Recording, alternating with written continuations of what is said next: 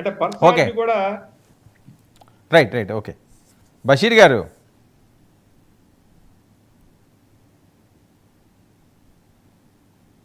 చెప్పండి సార్.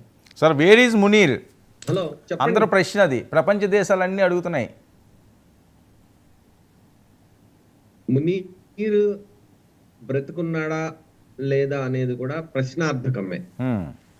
ఎందుకంటే అక్కడ సైన్యాన్ని ఆ విధంగా రెచ్చగొట్టి అనవసరంగా భారతదేశంతో కయ్యానికి కాలు దువ్వి ఇప్పుడు పాకిస్తాన్ పడుతున్న అగచాట్లు ప్రతి అగచాటుకి ఆయన ప్రత్యక్ష కారకుడు కాబట్టి అక్కడ ఉన్న సైన్యం ఈయన్ని క్షమించి వదిలేసిందా, లేదా హత్య చేసిందా, లేదా ఈయన్ని గృహ నిర్బంధంలో ఉంచిందా, ఈ విషయాలు ఏమీ తెలియట్లేదు. దేనికైనా సరే అవకాశం ఉంది.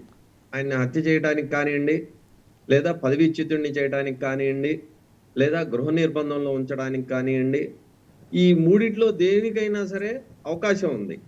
ఎందుకంటే ఈయన చేసిన తప్పు ఏంటంటే నిప్పుతో చెలగాటమాడాడు.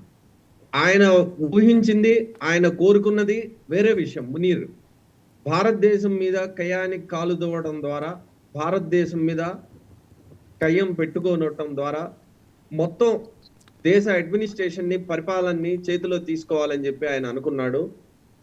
తాను కోరుకున్నది ఒకటి, అయింది ఒకటి. బోల్తా పడ్డావులే బుల్బుల్ పిట్ట అన్నట్టుగా ఈయన బోల్తా పడ్డం కాదు, మొత్తంగా ఆయన నాశనం అయిపోయిన పరిస్థితి కనపడుతుంది. చివరికి ఈయన ఎక్కడున్నాడో, ఈయన ఆజా కానీ ఈయన అడ్రస్ కానీ తెలియని పరిస్థితి, అట్లాంటి దుస్థితిలోకి వెళ్ళిపోయాడంటే ఇది పాకిస్తాన్ సైన్యం, పాకిస్తాన్ నాయకులు ఒక గుణపాఠంగా తీసుకోవాలని చెప్పి నేను మీ ద్వారా విజ్ఞప్తి చేస్తున్నాను.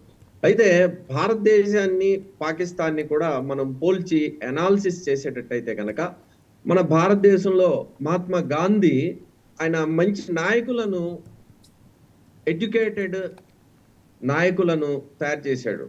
ఈయన నెహ్రూ గారు కానివ్వండి, పటేల్ గారు కానివ్వండి, అబుల్ కలాం ఆజాద్ గారు కానివ్వండి, ఇలాంటి హైలీ ఎడ్యుకేటెడ్, అలానే వెస్టర్న్ ఈ డెమోక్రసీ, ఇలాంటి ప్రజాస్వామ్య విలువలు, సోషలిజం, ఇలాంటి విలువలు ఉన్న నాయకుల్ని గాంధీ గారు తయారు చేశారు. తద్వారా గాంధీ గారి తర్వాత భారతదేశానికి మనకు స్వాతంత్రం వచ్చిన తర్వాత భారతదేశంలో ప్రజాస్వామ్యం వేళ్ళూరడానికి, అలానే వివిధ వ్యవస్థలు చక్కగా కొనసాగడానికి తదనంతరం ఈ నాయకులు వారి నాయకత్వంలో బ్రహ్మాండంగా వ్యవస్థల్ని డెవలప్ చేశారు. దీనికి విరుద్ధంగా చూసేటట్టయితే కనుక పాకిస్తాన్లో ఈయన జిన్నా గారు ఆయన శిష్యుల్ని, ఆయన నాయకుల్ని తయారు చేయడంలో ఆయన వైఫల్యం చెందాడు. ఈ వైఫల్యం చెందడం వల్లనే పాకిస్తాన్లో రాజకీయ నాయకత్వం అనేది అభివృద్ధి చెందలేదు. పాకిస్తాన్లో రాజకీయ నాయకత్వం అభివృద్ధి చెందకపోవడం వల్ల అక్కడ ప్రజాస్వామ్యం అనేది పరిపక్వ దశకి రాలేదు. అలానే అక్కడ వివిధ వ్యవస్థలు కూడా ఒక స్పష్టంగా ఒక వివిధ వ్యవస్థల నిర్మాణం జరగలేదు. కాబట్టి ప్రతి విషయంలో వీళ్ళు కేవలం ఫోర్స్ ద్వారా, బలప్రయోగం ద్వారానే ప్రతి సమస్యని తీర్చగలుగుతామనే ఇంకా అటవిక సమాజంలోనే ఉంది వాళ్ళ థాట్ ప్రాసెస్, ఇంకా అటవిక సమాజంలో ఉంది తప్పనిచ్చి ఇలా బలప్రయోగానికి రోజులు పోయినాయి. ఏమైనా సరే డైలాగ్ ద్వారా ప్రజాస్వామ్యయుతంగా ఈ సమస్యలు పరిష్కారం అవుతాయి అన్న వాళ్ళకి ఆ థాట్ లేకుండా పోయింది. వీళ్ళు ఇంకా అనాగరికంగా, ఇంకా పాత కాలంలోనే ఉన్నారు. దానివల్ల ఇన్ని ఎదురు దెబ్బలు తగులుతూ ఉన్నాయి.